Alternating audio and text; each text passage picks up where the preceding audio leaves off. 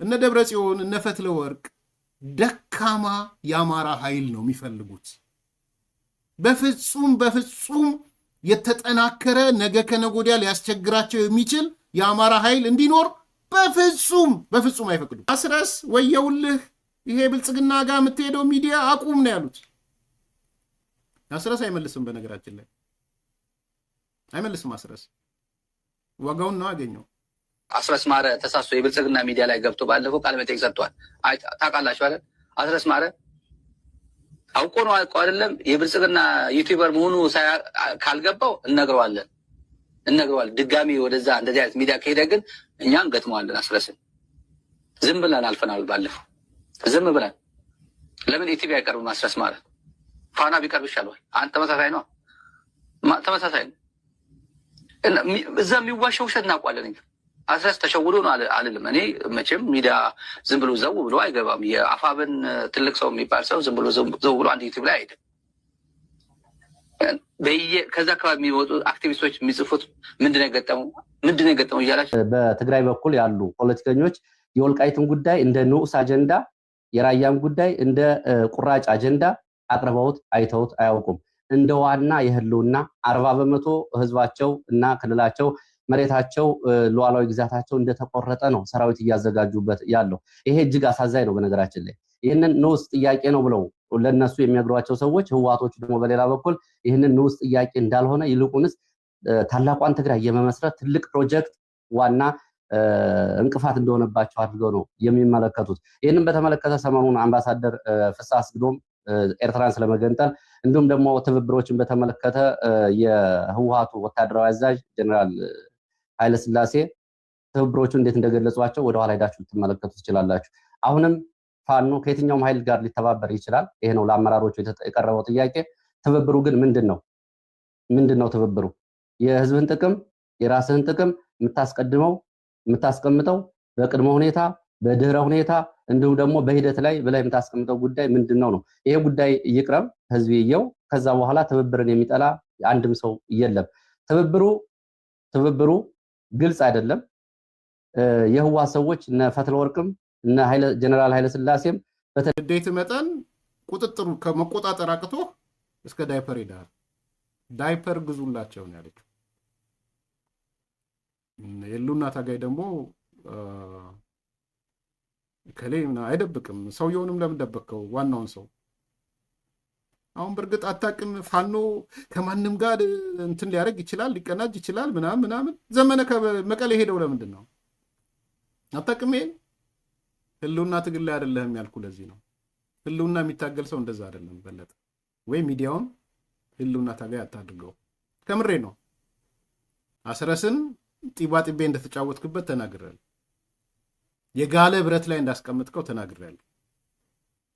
እንደውም ከዛ በኋላ ፕሮግራሙን ራሱን ችሎ እንዲታይ ስለፈለኩ ሄዳችሁ ማየት ትችላላችሁ።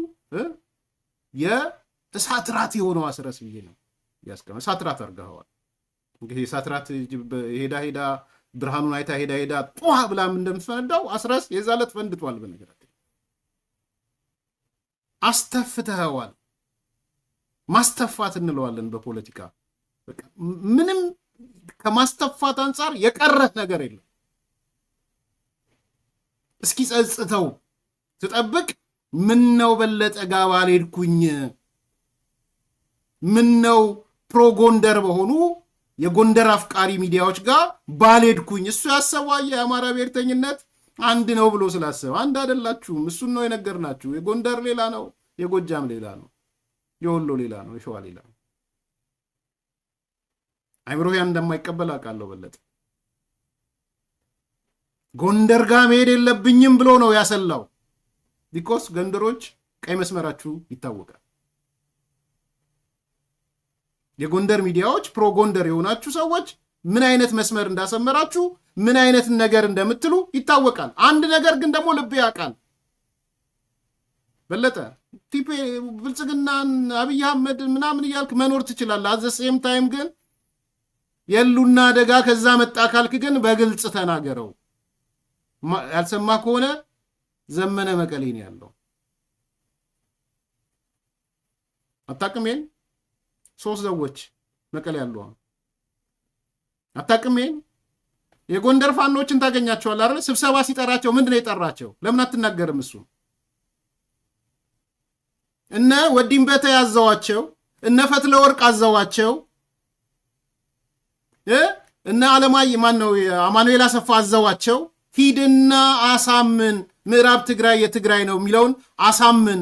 ራያ ወልቃይት ጥያቄያችን አይደለም፣ ቁራጭ አጀንዳ ነው፣ ቁራጭ መሬት ነው፣ ንዑስ አጀንዳ ነው ብለህ አሳምን ተብሎ ዘመነ አጀንዳ ይዞ አሳምናለሁ ምን ችግር አለ ብሎ የመጣ ለምን አትናገርም? ይሄን ምን ነው ማለት ብልጽግና የምትናገሩትን ያህል ወይም ጠቅላይ ሚኒስትሩ የምትናገሩትን ያህል ለምንድን ነው የማትናገሩት?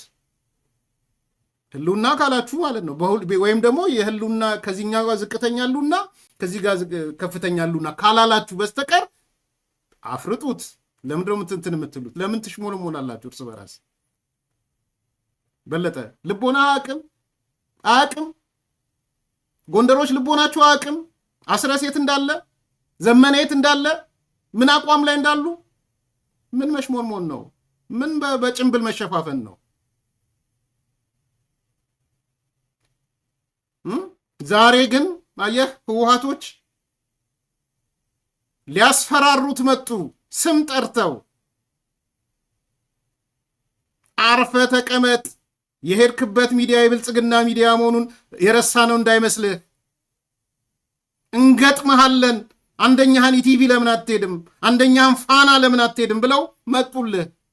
እነሱ ችግር የለም አንተ እንዳልከው ለአጀንዳቸው ችግር የለባቸውም እንዳልከው እናንተንም ለመናገር ችግር የለባቸውም። ምን ነው አንተ ፈራ ታዲያ? ምን ነው ማዛ ብለህ መጥራት ፈራህ? ዘመነ ብለህ መጥራት ለምን ፈራህ? እኛ እንጥራለህ? እኔ ህልውና ትግል ላይ አይደለሁም ባይዘው። አያችሁ፣ ይሄ ነው ችግራችሁ።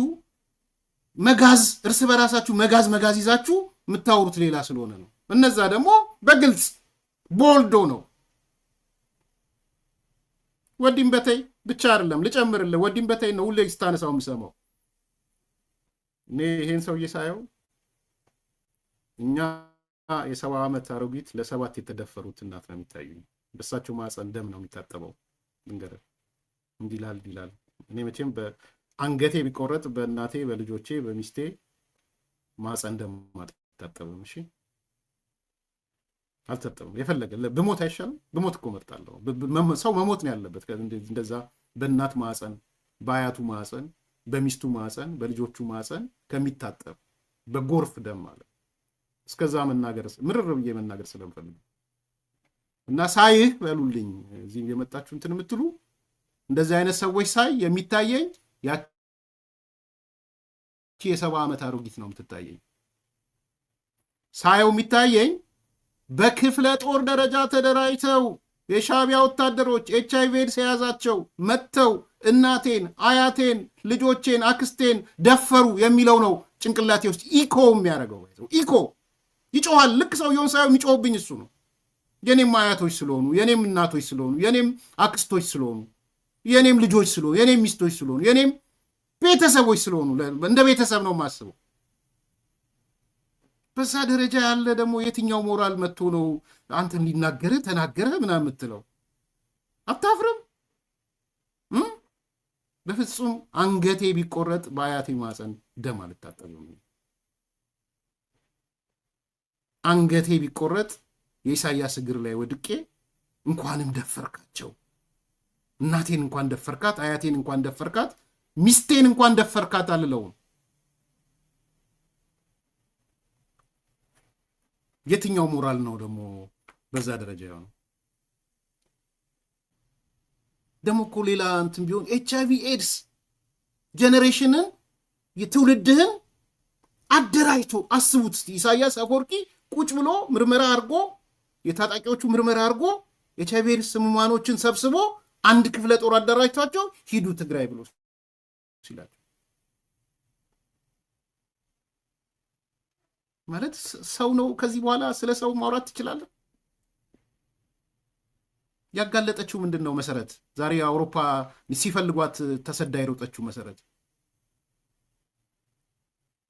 አንዷ ወጣት ምናልባት የኤችአይቪ ኤድስ ህሙማን ነኝ ብለው ወታደሩ ይተወኛል ብላ ህሙማን አይደለችም። የሻዕቢያ ወታደር ይተወኛል፣ የሚተወኝ እንዲህ ብዬ ብናገረው ነው ብላ እንዲህ እኮ ነኝ ተው ለአንተ ለጤንነትህ ስትለው እንዲህ ነሽ እንዲ ያው ለሱማ የተዘጋጁ ሰዎች አሉ እከሌ ና ና ና ና ተጠርተው። ይሄ በህይወትህ ብትሞት አይመረጥም? ብትሞት ደግሞ ሌላ ከሌን እንዲያለው ከሌን እንዲያለው የሚባል የትኛው ሞራል የትኛው የሞራል ቁመና ነው? እንዲህ ሊያና ቀና ብለህ የምትሄድ ገንዘብ ሰብስበህ ሊሆን ይችላል፣ አደራጅተህ ሊሆን ይችላል። ሻዕቢያ ብር አለው፣ ምንም ጥያቄ የለው።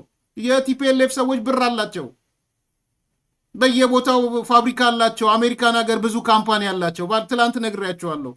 የኢትዮጵያ አምባሳደር ሆኖ ተቀምጦ የሚሰበስበው ገንዘብ ለኤፈርት ነበር።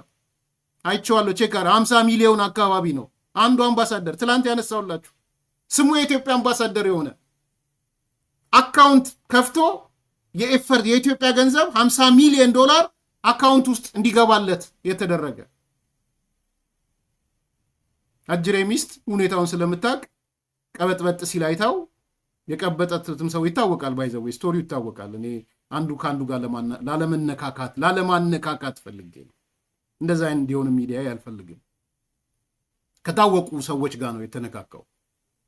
ይሄን የደርሳበት በማረጋገጫ ስትደርስበት ፍቺ ብቻ ሳይሆን የንብረት ክፍያ አድርጋ 25 ሚሊዮን ምናምን ዶላሯን ወስዳ ፖቶማክ የሚባለውን ሜሪላንድ፣ ቨርጂኒያ፣ ዲሲ ሀብታሞች የሚኖሩበት መንደር አለ። ፖቶማክ የሚባል ሪቨሩ አካባቢ ማለት ነው። እንዲህ አይነት ጋጠ ወጦች ናቸው። በነገራችን ላይ እንዲህ አይነት ሌቦች ናቸው። ይሄን ነው እንከሌን እንዲያለህ እያልክ ማረግ የምታመጣው። እና ንገርልኝ ከዛሬ ጀምሮ ሲጽፍ አንተን ሲያይህ በሉት ስር የአዲስ ኮምፓስ ልጆች እዛ ምታየው አንተን ሲያይህ ትዝ የሚለው ያ ንግግርህ ነው። የክፍለ ጦር የተደራጀ የኤችአይቪ ኤድስ ሰዎች ገብተው የትግራይ እናቶችን የጨፈጨፉበት ነው። እኔ ገመድ ብገዛ መርጣለሁ አስመራ ከሚሄድ። ደጋግማችሁ የጎንደር ሊቃን የኛ ክብር ቀይ መስመር ወልቃይት ነው ትላላችሁ። ደግማችሁ ተውት። ራያ ምናምን የእናንተ ጥያቄ አይደለም።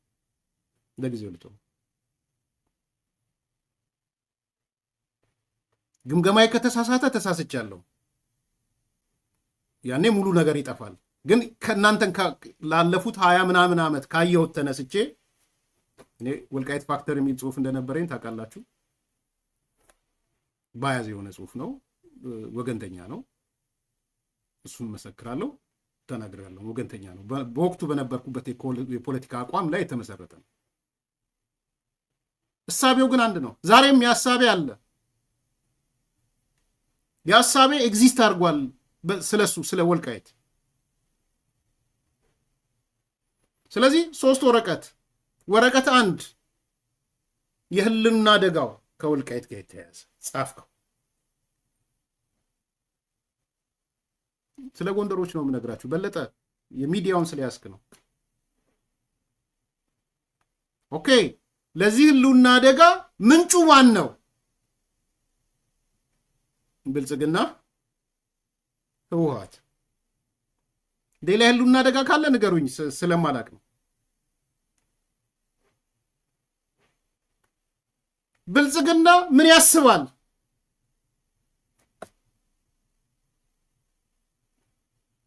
ጆትዳ ጻፏቸው።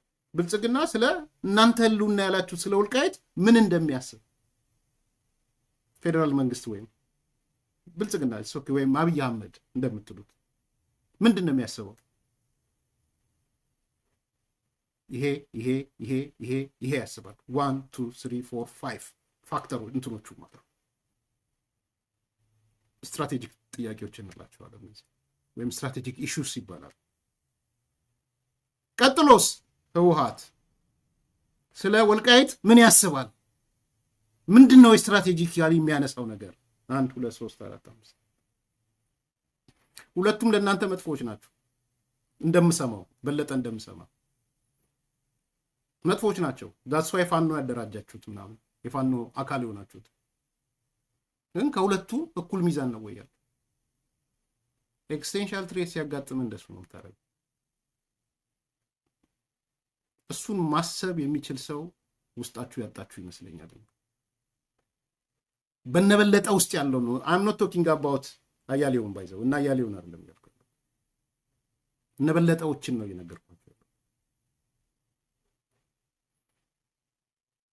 አየህ እዚህ ላይ አይናፋር ስትሆን አጠቃቀስኩ ስትሆን ወይም ደግሞ ውሸትህን ነው ማለት ነው። ህልውና አደጋ ያልከው ውሸትህን ነው ማለት ነው።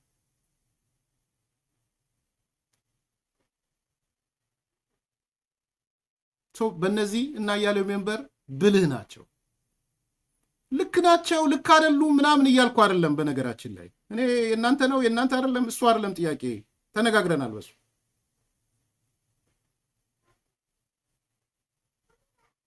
ነገር ግን አሁን መተህ የህልውና አደጋ ብለህ ካልክ ለብረ ብልጽግና ቁጭ ብለህ ማን ነው ወረስቱ ቀጥሎ ያለው ማን ነው ከመጣም መጥፎውን እንዴት ልምረጥ ብለህ ነው የምትሰራው። ማ ኮምፕሮማይዝ ያደርጋል ማን አያደርግም፣ ማን ሊደራደረኝ ይችላል ማን አይደራደረኝም፣ በህልውና ጉዳይ ላይ ማለት